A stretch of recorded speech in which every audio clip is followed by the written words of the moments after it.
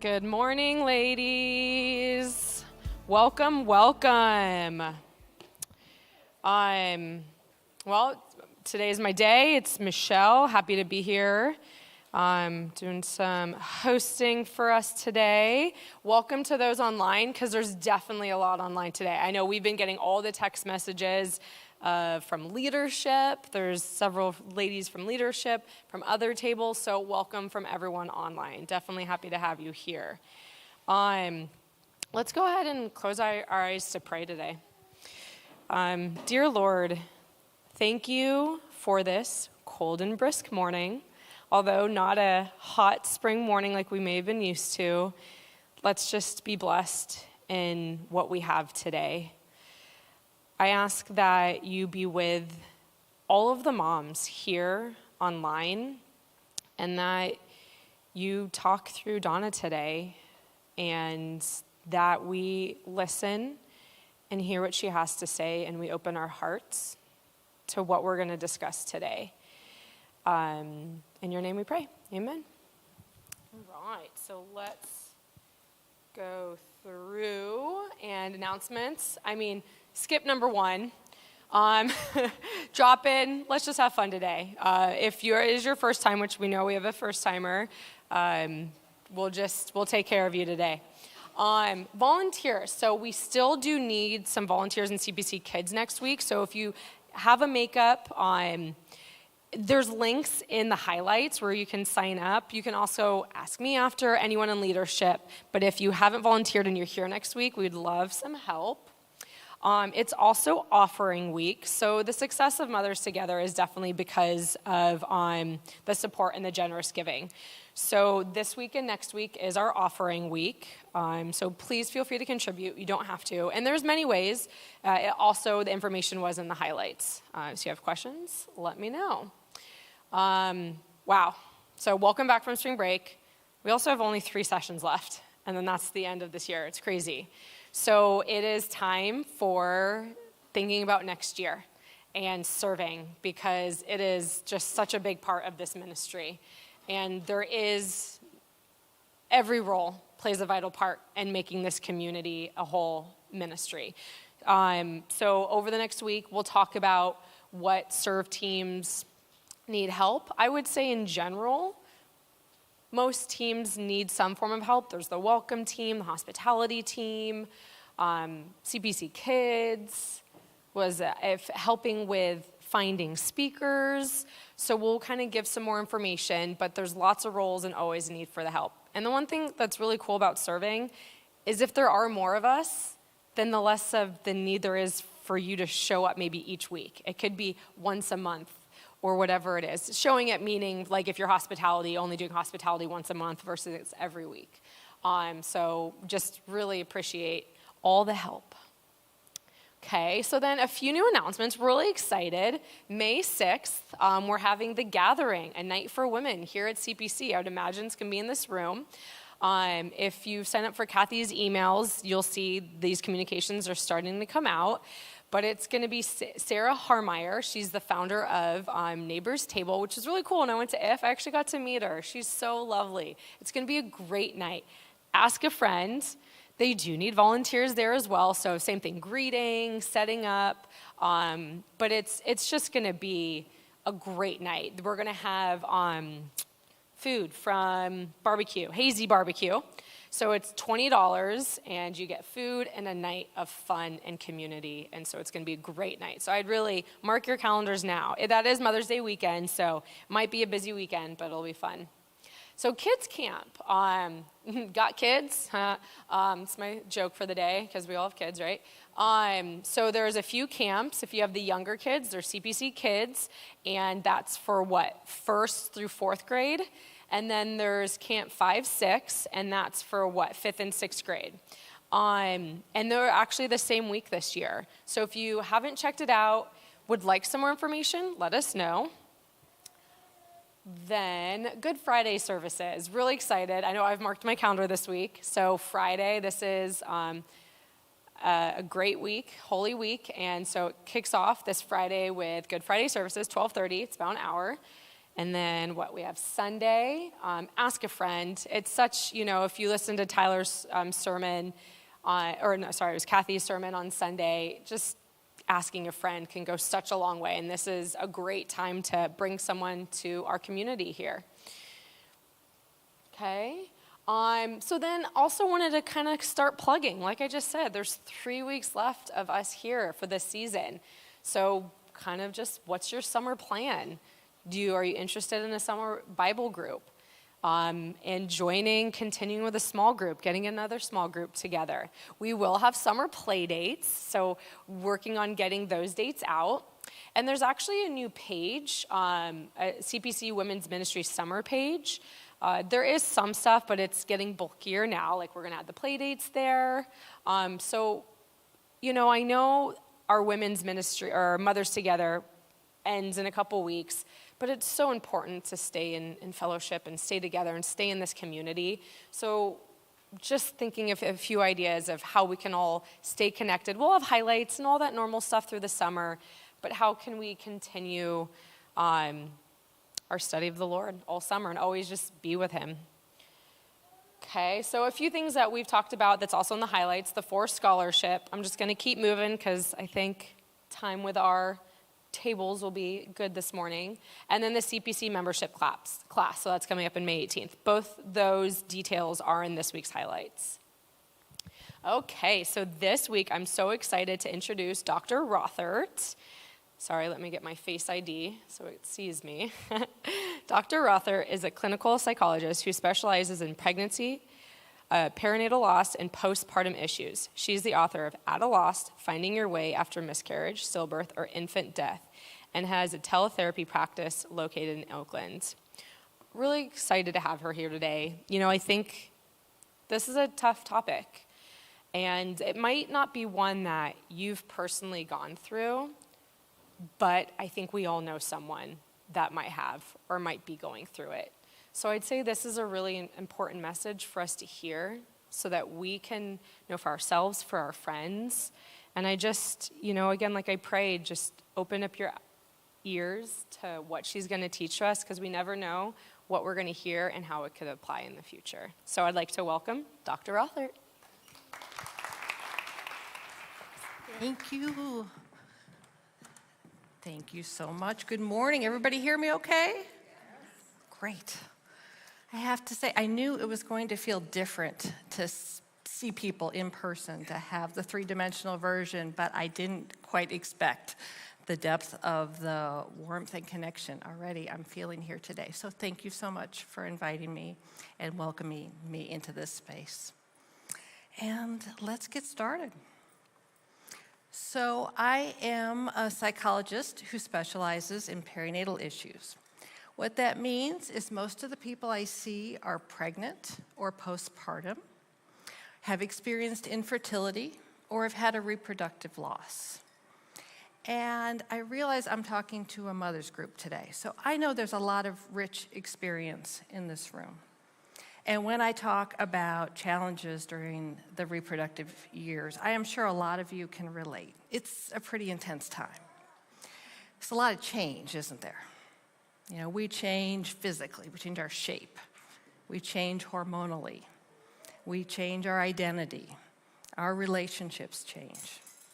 And with all of that going on, there can be some vulnerabilities and challenges.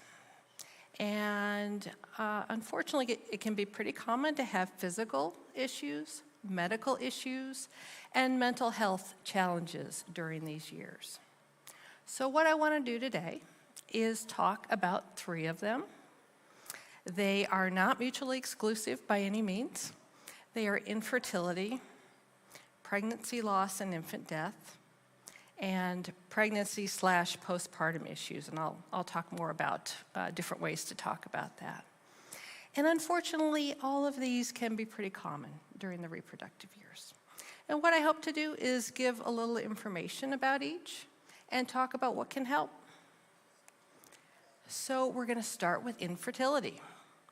A lot of you might be familiar with definitions concerning a couple, a heterosexual couple, trying for maybe 12 months and then being referred on at that time. So 12 months of trying, meaning unprotected sex, being referred on to see if there are issues.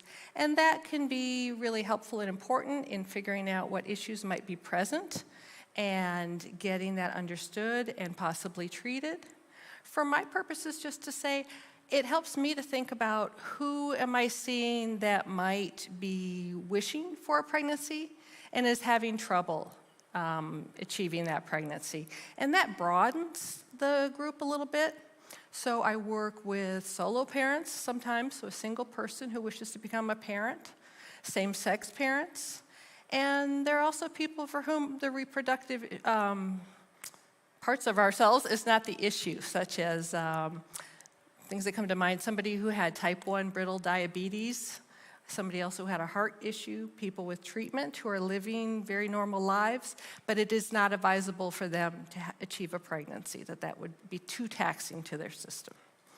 So just to say, we might have a bigger group of people than we think about sometimes who are struggling with the desire to become pregnant. Secondary infertility is when someone has previously been able to be pregnant and carry to term, but then maybe they're ready for the next child and start trying again, and at that time find that they're having trouble conceiving. So that's a little bit about what I'm talking about, and I want to talk about the psychological impact. Infertility is interesting in that it's not a one-moment event. It's generally a much more cumulative experience. So month after month, somebody getting their period or seeing that message on the stick that they don't want to see can really take its toll. It can also be accompanied by things like, it can be tough on the love life, it can be tough on finances. And I put in this quote because I think it can be very invisible. We might not know that somebody is struggling, and we might not realize how taxing it can be. And so this information from the Mayo Clinic, that research has shown that women with infertility have the same levels of anxiety and depression as do women with cancer, heart disease, and HIV. So that was a study that just really says something about how impactful it can be to be experiencing infertility. So how do we support someone during infertility? Listening sounds so simple, and yet I think we can all sometimes need a reminder about how powerful it can be. It tends to be an area where we can all be really pulled to jump in and try to problem solve, and maybe don't realize that whatever we're thinking of, such as, have you thought about adoption, has probably been thought of by them. And what they might need a lot more is to have someone sitting with them in the experience and noticing how they're feeling, noticing what they need. Try not to make assumptions or use platitudes. It can be common for people experiencing infertility to hear, just relax. And if you just relax, it'll happen, everything will be fine. And, infertility itself is a stress. So, the Resolve organization has really, come out saying more that, stress can sometimes affect infertility, but it's absolutely true that infertility causes stress. And telling people to relax, I don't know about you, often doesn't go very well. Giving people that information or that order versus, let's take a breath together, or let's go for a walk, or would it help to do a relaxation exercise together, can be a lot more helpful and specific in that situation. Telling people it will definitely happen for them, that's such a well-meaning desire, right? Of course we want that for people. We want that for our friends. But it doesn't mean that we are all knowing or can know exactly what's going to happen for people. So asking what they do want. Do you feel like talking about it? Is that helpful today? Or do you just want to go for a walk or talk about the show you saw last night? Having some sensitivity regarding pregnancy and baby news can be very helpful. And you might have been on either side of this experience. You know, when you are having challenges having a baby, you're usually in a cohort of people who are also trying to have babies and having babies. And it can be hard to hear, along with everybody else, the news that somebody else is pregnant or just had a baby. And a lot of people have expressed how helpful it can be to be approached individually with that news, to get to have their response to that. Even if it's a text versus, all at once in a group meeting, can make a big difference. For each of these, I'm going to give you an additional resource. And for infertility, it is Resolve, which is the National Infertility Organization. And they have a list of providers, they have support groups, and they also have information for a lot of different ways that people might end up growing their family or not. So supports for adoption resources, assisted reproductive techniques, and also for what it might be like to live without children. Pregnancy loss and infant death. All of these topics are near and dear to my heart. I experienced 2 pregnancy losses in between having my 2 living children.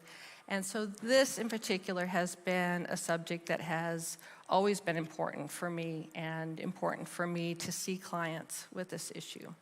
It's always a big part of my caseload. And so to start with, I want to tell you about a term I use, which is baby loss. I'm not the only one who uses this term, but I don't know that everybody means the same thing by it. So I want to tell you what it means to me. And it's a term for anybody who is attached to a pregnancy or baby and having to live without that pregnancy or baby. So it is kind of an umbrella term for a lot of different types of baby loss, which doesn't mean that they're all the same by any means. Having an early miscarriage is absolutely not the same physically or emotionally as losing an infant. However, there can be a lot of overlap with what people feel, sometimes how people are treated, what comes up for them with trying again. And so I find it helpful to have a term to refer to the experience of losing a baby in general. And there's a lot of different types of ways, unfortunately, that people can lose babies. Miscarriage is the most common, and that happens in about 1 in 5 pregnancies. It can happen for a wide variety of reasons, including chromosomal issues. Stillbirth is less common. It's about 1 in 160 pregnancies. Another type of pregnancy loss is termination for medical reasons. Those of you who have been pregnant probably are aware that there's a lot of testing done these days for most pregnancies. Sometimes information comes back that indicates that the baby has some issue that is incompatible with life or might greatly compromise the quality of the life. And a heartbreaking decision is made to terminate the pregnancy. In addition to the grief of losing a wanted child, parents in this situation often feel additional isolation and judgment from others. Infant death is much less common. It's about 5 in 1,000 babies. And just to note, there can be other kinds of baby loss that we might not think about. And one that I see quite a bit is adoption failure or adoption loss, where somebody might be matched with a baby, might have the baby in their home, be very attached, and something falls through with the arrangement, and they are grieving that relationship. Disparities. So, of course, all racial and ethnic groups experience baby loss, but it's not equal. And so This would be a much bigger topic for us to take on than we can do today. But just to note that Black women in this country are twice as likely to experience stillbirth and at least 3 times as likely to experience maternal death. And so again, it's a much bigger topic than we can cover here, but we can't address what we don't know and recognize. So I feel like I always at least need to mention that. Psychological effects of baby loss. One thing I think can be overlooked is that when we're talking about somebody who has had a loss during pregnancy or during the postpartum time, in addition to everything they're feeling emotionally, it's a postpartum experience. So, however, whenever a pregnancy ends, there's a drop in hormones. If the pregnancy has gone past the first trimester, lactation issues might be present. And it can be very crazy making to have your milk come in and not have a baby there to care for. It can be just particularly excruciating experience for people. There might be issues related to whatever happened with the delivery and whatever recovery is going on. So just to note that it can be a lot of things happening at once, both physically and emotionally. Pregnancy loss, baby loss can be a very minimized type of grief. You know, a lot of times when people have had maybe an early miscarriage, I've heard people say, oh, well, you know, it can't be that big a deal physically. I'm sure she'll have another pregnancy soon, and it will just kind of erase things. It won't be that big of an issue. And it may be true that for some people in some early pregnancies, it's not a very impactful issue, but for a lot of people it is. Attachment can happen so early. I don't know about those of you here, but once we get that news, you know, we can start thinking, you know, what's going to be happening in 3 months, whether the holiday is going to be like, you know, thinking about who this baby is that's coming. And it can be a lot to lose even when it is very early on. And there can be a lot of pieces around the loss of a pregnancy that are similar to other types of trauma. You know, it can be very scary. There can be blood, there can be pain. And in rare cases, like with an ectopic pregnancy, it could actually be life-threatening. So when we minimize this idea of, oh, you know, it must not have been that big a deal, and their needs probably aren't so high, we might be missing a lot. It can be a range of feelings that people have after a baby loss. So we tend to expect that people are going to be, of course, sad. They might be kind of numb for a while. They might also be really angry, you know, and it might be kind of a generalized anger.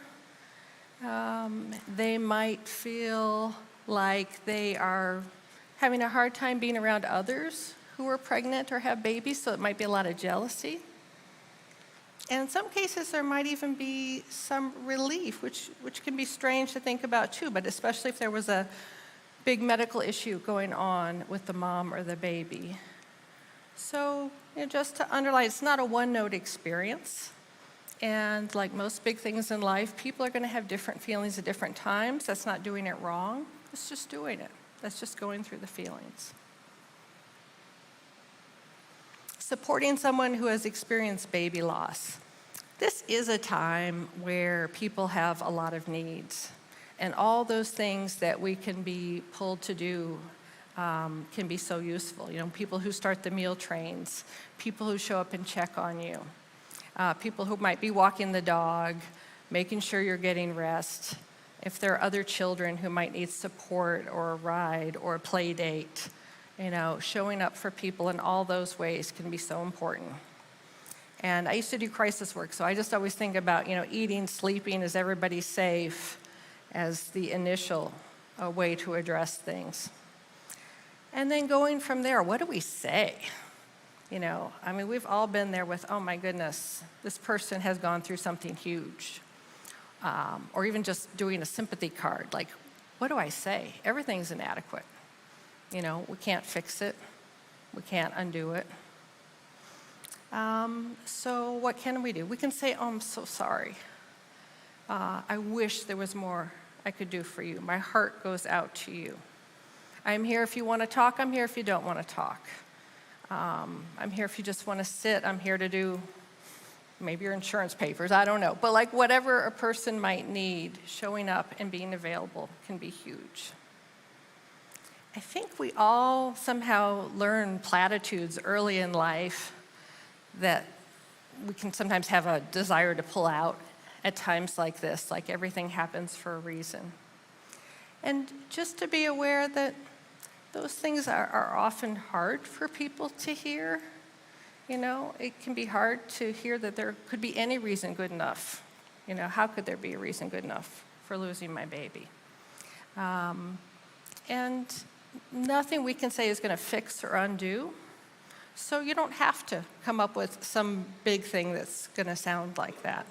It's more about noticing and being with what is. Expectations. I think we can all have a little bit of what I call the grief police in us.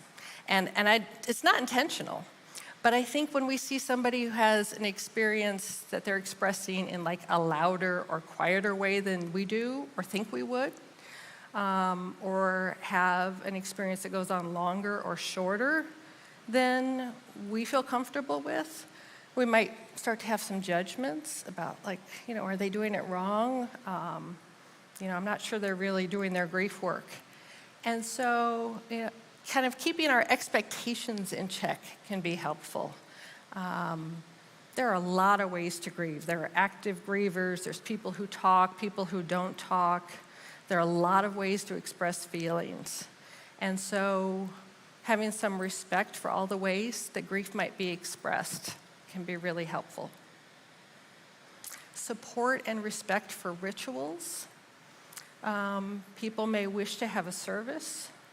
That may be true whether or not the pregnancy went very far. It may or may not resemble things that a person is used to. A baby may be named, even if that is something that is, if it's an early pregnancy loss, people might still choose to do that. And so as with all customs, what we want to do is to notice what is important to the person and to respect it, because they're saying something about their relationship with their baby. And if they share the baby's name, invite you to look at a picture or want to talk to you about their experience with the baby, that is a way of showing you their life, their love, their relationship, and we want to respect that. Additional resources. For baby loss, I'm going to direct you to RTZ Hope. It's actually a newer organization. I think they've only been around maybe 7 years. Initiated after a movie called Return to Zero, which is what the RTZ is about, which is about the founder's actual experience of losing their baby in a subsequent pregnancy as well. They have on their website a directory of providers. They have extensive online groups. They have videos. They have retreats for bereaved moms. And more resources I'm probably not remembering right now, but it's a good place to start. Pregnancy and postpartum issues. So I realized I started and changed this title a few times because it's hard to even start to talk about it. It's really great, I think, that we got this term postpartum depression out into the world and got people aware of the fact that a lot of women were having a hard time after having a baby, and that was something that deserved attention and treatment, and we as a society need to notice that. What has gotten confusing, I think, for people is knowing what all that means. So I have people sometimes, sorry, that just went out. I have people sometimes saying to me, I don't have postpartum depression, or a lot of people call it postpartum now, because I'm not postpartum, I'm still pregnant. And in fact, a lot of times, about half the time, symptoms can start during pregnancy, and people are not aware of that. Or they say, I don't have postpartum depression because I'm not depressed, I'm really anxious. I'm worrying all the time. I am having trouble sleeping, so that's not depression. Or they say, I don't have postpartum depression because I don't want to hurt my baby, which is an idea sometimes people have about what it might mean. So this is not a course in diagnosis, but I am going to take us through some different presentations of things that can happen, just to give you a quick run through that there can be a wide variety of experiences during pregnancy and postpartum. And so, what we want to notice, what clinicians want to notice, is if there is a symptom or symptoms that are either very severe or lasting quite a while. You don't have to get any of the exact pieces of this, but just to give you that idea. So a severe symptom would be something like suicidal ideation, an auditory or visual hallucination, delusions, or if somebody just stops eating entirely or sleeping. Eating and sleeping disturbances can happen in a lot of forms for a lot of reasons postpartum. But if it's significant, then that would be a severe symptom. And duration. If someone is having, for instance, just really no enjoyment of anything, just feeling kind of down most days, most of the day, and that's starting to go on for weeks, that's not a severe symptom, but that's starting to go on for a while. And that's the time when you'd want to look at having further assessment. So I'm going to quickly go through some things, starting with what is expected after delivery. And so this is totally what many people experience. It's said to be about 80% of us go through what's called the baby blues. And this can mean we have a lot of mood changes. It might be a lot of tearfulness, trouble making decisions. This is often in the first few weeks after delivery. But nothing is really serious, and it's not going on for a very long time. About 15 to 20% of women will have an issue that will reach the level of a diagnostic depression or anxiety. There's a category called perinatal mood and anxiety disorders. And again, you don't have to be an expert, but I do want to name these. So depression can be present. It can be present as a major depression. It could be an adjustment disorder. It could be a kind of a lower level chronic like dysthymia. It could be bipolar disorder, which is alternating with mania or hypomania. Anxiety can again be big, like generalized anxiety disorder or an adjustment disorder. And then 3 other types of anxiety.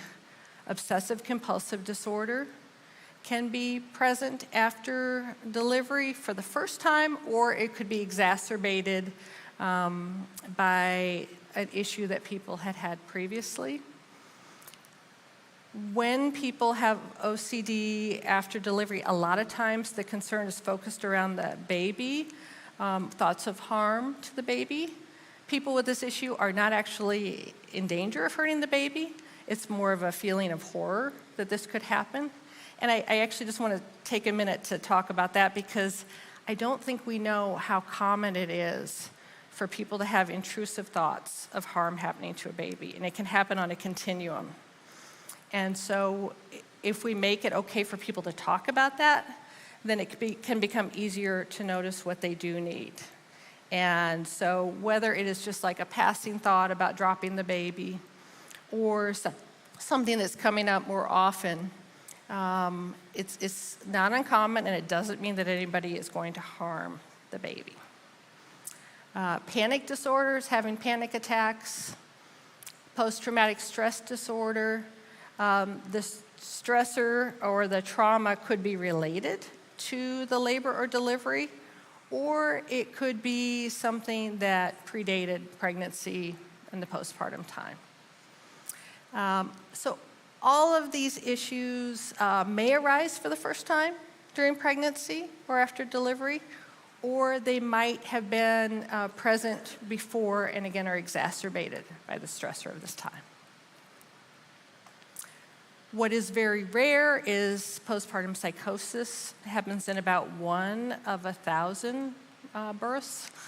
And this would be where people have the possibly auditory or visual hallucinations, delusions. This is an all-out emergency. This is where somebody cannot be left alone, certainly not left alone with the baby, and needs to be assessed at a hospital. And if anybody wants to read more about this, I would recommend Beyond the Blues by Shoshana Bennett and Peck Inman. So what puts people at risk for a pregnancy or a postpartum disorder? Could be physical, could be situational. History, if somebody has a history of depression or anxiety, either directly or in their first degree blood relatives, that increases the risk. Stressful events. Having a baby during a pandemic, I can, imagine a lot of you can relate to, is a pretty stressful event. So it doesn't have to be just in your immediate life circle or friend circle. It can be what's happening with the world. Health issues. This could be for the mom or for the baby. Having multiples, having twins, triplets, etc., puts people at higher risk for this. And having challenges in the support system. So this could mean conflict with the spouse. A lot of us live far away from our family, and that can be a challenge. I've also worked with a number of people who have lost a parent during pregnancy, and that can be particularly just so painful, really hits us in what we expected to have happen. And that idea of becoming a mom and having a mom present in particular can be just such an enormous loss. Supporting someone during pregnancy and postpartum. It's a high needs time. It's a high needs time if you have a diagnosis. It's a high needs time if you don't have a diagnosis. Having a new person in your life is a high needs time. People need support, people need breaks. It's amazing to me that we have this job being called a mom where there is nothing regulated about, needing sleep, needing breaks. There's no other job in the world where you could get away with that. And sometimes we expect that of each other, that somehow you can just be on call 24/7 and not need to have your hands free sometimes, not need to have a good chunk of sleep. And it really does take about 4 hours for brain restoration. I know you're not all getting that. I didn't get that all the time. But especially when we start to see symptoms, we want to do everything we can to make sure people get some more of that. Again, examining well-meaning messages. Anybody ever heard, oh, you're super mom, or you're so strong, or you really got this, which again can sound like so well-intended, but it can also shut down, maybe I don't feel like a super mom. Maybe I need to talk about how I'm struggling today. Maybe I need, to share that this is really hard, and it's been really hard. So again, just really listening to what is there. For perinatal issues, Postpartum Support International is the first place to go. Despite their name, they do work with people during the time of pregnancy as well. They have all kinds of online support groups. They have a helpline that you can just call when you're having a hard time. And they have lots of good information.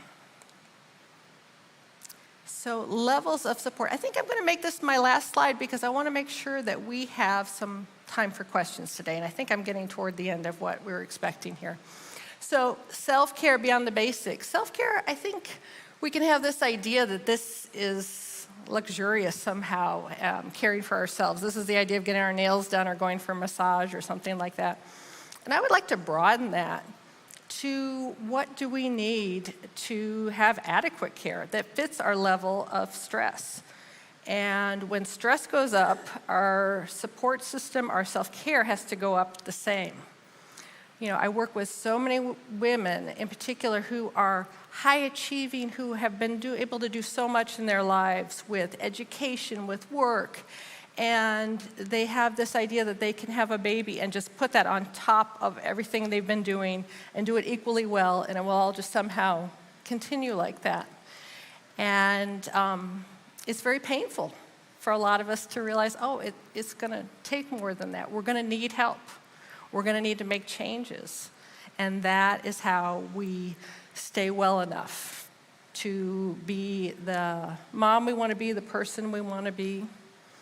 This idea of a selfless mom that's endlessly giving, I think, can be a big part of our culture and not so helpful. If we give away too much, we don't have what we need for ourselves and our family. So social networks, groups like this where people are showing up, noticing each other, seeing how they're doing, taking care of each other is huge. It's huge at any point in the life cycle, but especially during the reproductive years.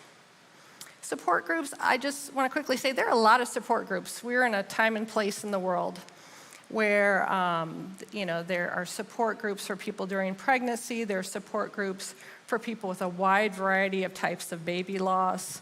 RTZ Hope has support groups for grandmothers, women of color, LGBTQ+. So there are a lot of groups out there for a lot of different kinds of needs. Therapy can be individual, couples, or groups during this time. And I do not prescribe medication. I'm not an MD, but I do want to say one thing about it, because I do work with a lot of people who take medication at some point during the reproductive years. And what I hear a lot is people saying, well, I'm sure the safest thing I can do for my baby is to not take anything. And what I want people to know is that you're weighing risks. When you have depression or anxiety or another issue, there is a risk to having that disorder. And there may be risks with some medications. There's different ones with different research, and you have to look at it all carefully. But it's not necessarily the safest or best thing for you or your family to not take medication when those kind of symptoms are on board. And then just to say, I'm kind of going through different levels of what people might need. Inpatient or intensive outpatient is sometimes indicated for those who are in distress. And we happen to be near one of the few places that has a maternal mental health place, which is, I have no idea what direction I'm pointing, but El Camino, which is in Mountain View, has a really good program specifically for moms postpartum. So just to know that in case you know anybody who might be in need. So I think I'm going to wrap it up there to just say, there are so many challenges during this time, but nobody needs to be alone in these. You have people who care, you have different places you can contact, and nothing I've talked about today is something that isn't treatable or can be very much helped with the right kind of support. So I want to make sure we have some time for questions. Thank you. Thank you, Donna. So we have stopped the YouTube recording. So if there are questions, everything that's going to be asked